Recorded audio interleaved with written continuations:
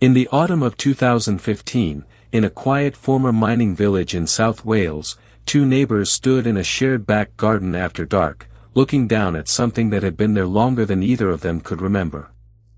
A large, heavy package. Wrapped, and wrapped again, in layer after layer of plastic sheeting. For years, everyone on this street had assumed they knew what it was.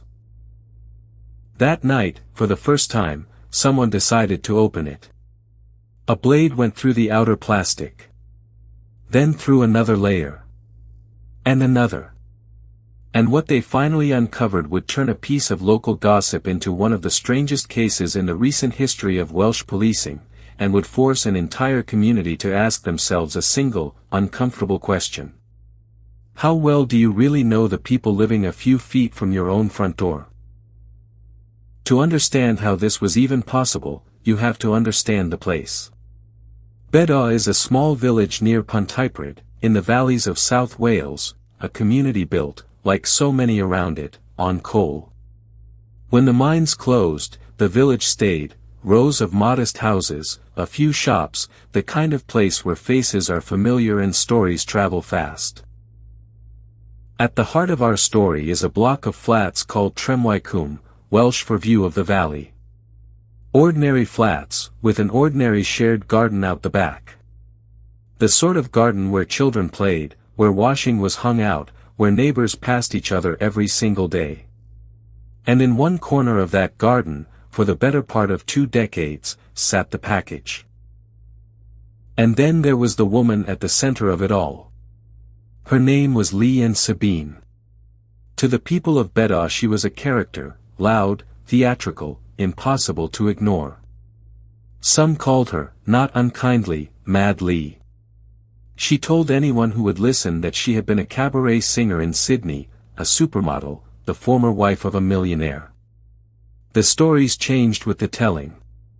Nobody quite knew which version, if any, was true. What almost nobody in the village thought much about was her husband. John Sabine. A quiet man, older than Leigh, a Korean War veteran who had once worked as an accountant. At some point in the late 1990s, John simply stopped being around. And when neighbors asked, Leigh always had an answer ready. The year was 1997. To place it in time, it was the year Tony Blair became Prime Minister, the year Princess Diana died, the summer the whole country seemed to be watching the news. In a flat in South Wales, in the middle of all that, John Sabine was seen alive for the last time. There was no dramatic disappearance. No missing person appeal, no search parties, no photographs in the local paper. One season John was simply there, an aging man going quietly about his life. The next, he was not. And the remarkable thing, the thing that makes this case so unsettling, is how few people noticed, and how easily the ones who did were reassured. Because John and Leigh kept to themselves in the ways that mattered. He was not a man with a wide circle of friends nearby. He had children, but they were scattered, estranged, living lives far away from that flat in Beddau. There was, in short, almost no one whose daily world would feel the shape of a hole where John Sabine used to be. No one to raise the alarm. Investigators would later come to believe that John died in that flat, in 1997, and that he never left it alive. But in 1997, there was no investigation. There was only a woman, alone in her home, and a neighborhood that had no reason yet to wonder. When people did ask after John, and occasionally, over the years, they did, Leigh's answers were smooth and consistent enough to close the conversation. He had left her. He had gone away. Later, as more time passed, the story hardened into something more final. John had died. Of illness. Peacefully. It was sad, but it was ordinary, and ordinary things do not invite questions. And here is where the case moves from tragedy into something colder and more calculated. Because Leigh did not simply tell a story. She maintained it, administratively, patiently, 4 years. John's name stayed on the electoral roll at the flat, as though he were still a resident who might one day vote. His pension and benefits continued to be drawn. On paper, in the eyes of the systems that quietly track all of us, John Sabine went on existing. There was even, investigators would find, a death certificate, one that told a gentle, false story of a natural death. For a widow grieving an ordinary loss, none of this would seem strange. That was exactly the point. Every ordinary detail was another layer of plastic, wrapped around the truth. To understand Leigh Ann Sabine, you have to go back long before Beddau. She was born in Wales around 1940, and her own childhood was, by every account, a hard one. She spoke of being abandoned by her mother, of being passed through the care of the state, of growing up without the anchor of a family. Whatever the exact truth, she emerged from it as a woman determined to be anyone but who she had been. In the late 1950s, in London, she met John Sabine. She was 17. He was 29, a serious, settled man, a veteran with a steady profession. To a young woman with no roots and a hunger for a bigger life, he may have looked like solid ground. They married in 1960. Over the following years, they had 5 children together. On paper, it was a family. In reality, it was something far more unstable.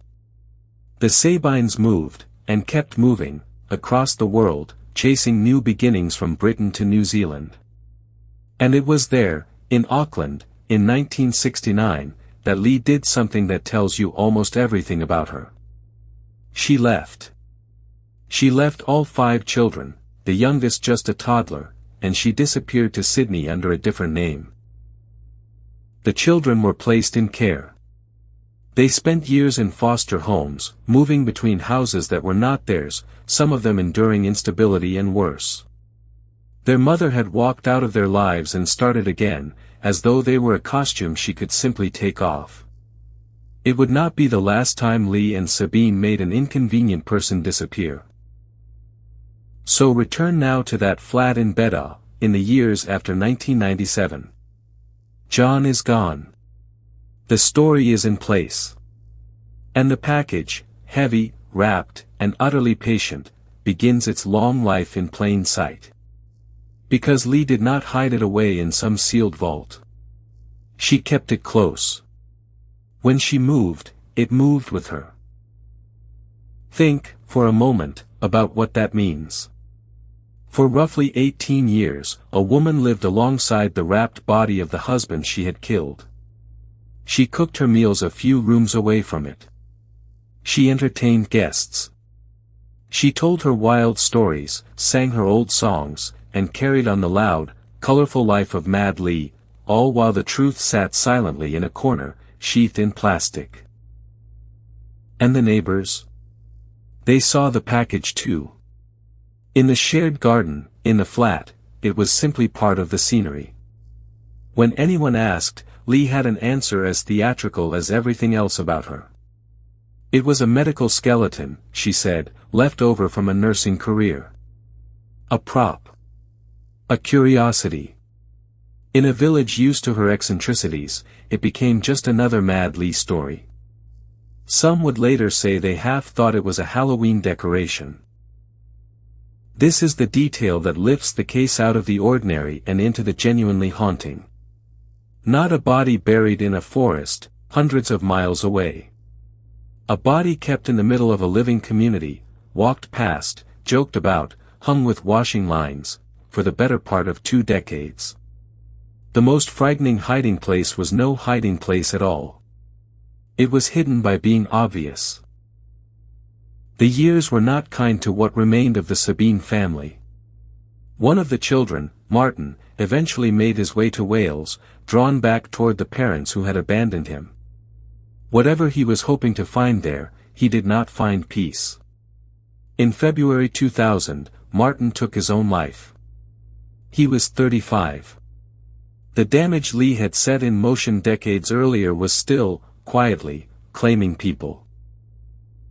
For 18 years, Leigh Ann Sabine controlled her secret perfectly. And yet, and this is very human, she could not quite keep it entirely to herself. Over the years, in fragments, to the right people at the wrong moments, pieces of the truth slipped out.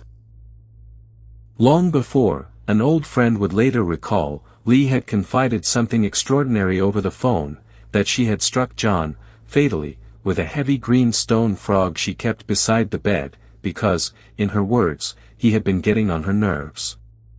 It was the kind of thing that sounds too outrageous to be true. So it was filed away as another wild Leigh story, and not believed. There were darker signals too. In 2014, her estranged daughter received a letter from her. It was not an apology. It carried the image of a phoenix and a chilling promise, that like the phoenix, Leigh would rise from the ashes, and that her eyes would be upon her daughter forever. Her daughter would later say that she had no doubt her mother was capable of murder.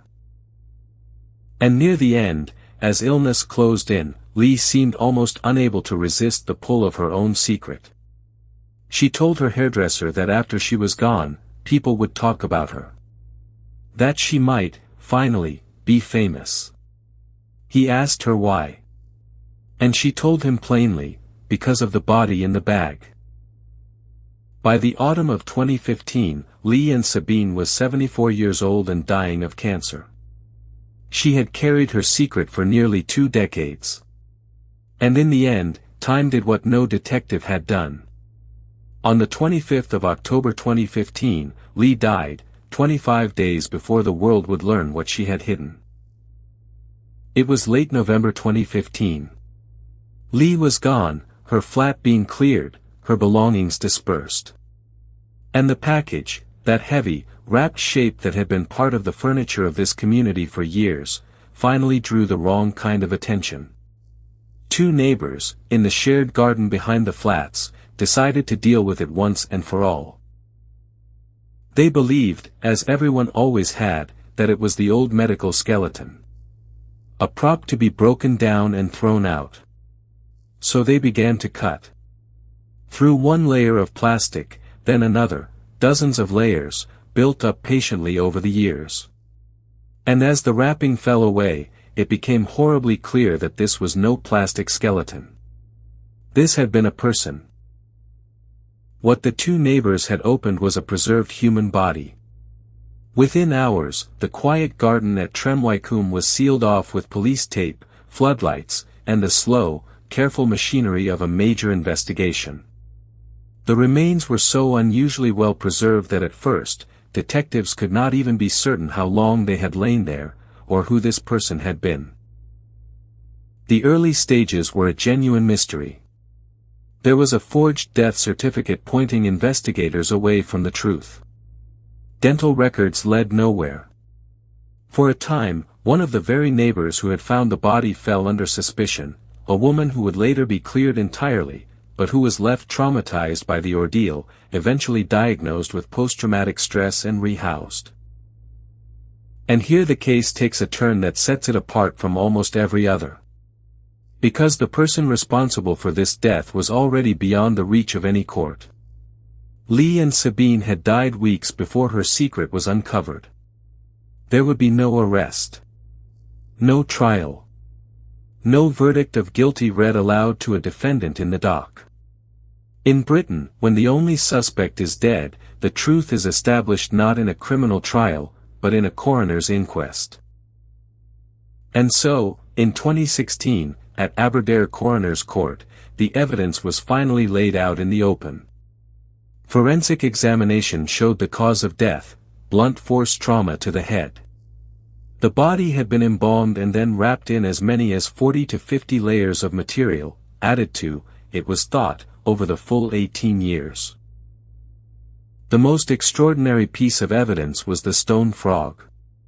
That heavy green garden ornament, the one Leigh had described to a disbelieving friend years before, was recovered and tested. Its shape, its protruding features, matched the injuries to John Sabine's skull. Traces of blood on it were linked back to him. And fingerprints on the wrapping were linked to Leigh. Identifying John himself took patience. The breakthrough came through DNA, a sample provided by Chris Sabine, John's son from an earlier relationship, a farmer living in England, who had long wondered what had become of his father. With that match, the body in the bag finally had a name again, John Sabine, missing since 1997, hidden for 18 years. The coroner, Andrew Barkley, weighed it all. There was no record of domestic violence between them. No evidence that Leigh had acted in self-defense. The full story of that night in 1997, what was said, what was felt, why a wife took up a stone ornament against a sleeping husband, had died with her. But the conclusion the law could reach, it reached. The verdict was unlawful killing. There is no satisfying justice at the end of this story. No sentence, no punishment, no reckoning in a courtroom. The woman who killed John Sabine and hid him for 18 years faced no earthly court at all. She slipped away first, on her own terms, leaving others to open the package and carry the weight of what was inside. The people left behind carried the most. The neighbor who cut into that wrapping was, in a very real sense, another of Leigh's victims, a person who had lived beside a hidden body without knowing it, and who would live with the memory of that discovery for the rest of her life. And John's scattered children were left, once again, with the wreckage their mother had made. As for John Sabine himself, the quiet accountant, the Korean War veteran, the man whose absence almost no one questioned, he was, at last, given something he had been denied for 18 years, a proper burial, and a name spoken aloud in a court of law. It is a small dignity, arriving impossibly late. The story of Leigh and Sabine lingers not because of how brutal it was, but because of how close it sat to everyone. A whole community walked past the truth for 18 years, chatting beside it, laughing about it, hanging their washing above it, because a confident woman told them a simple story, and it was easier to believe her than to ask. So look, sometime, at the ordinary corners of your own street, and ask yourself how much you really know. Some fences are white. And some of them have been hiding the truth in plain sight for longer than anyone dared to imagine. Thank you for watching.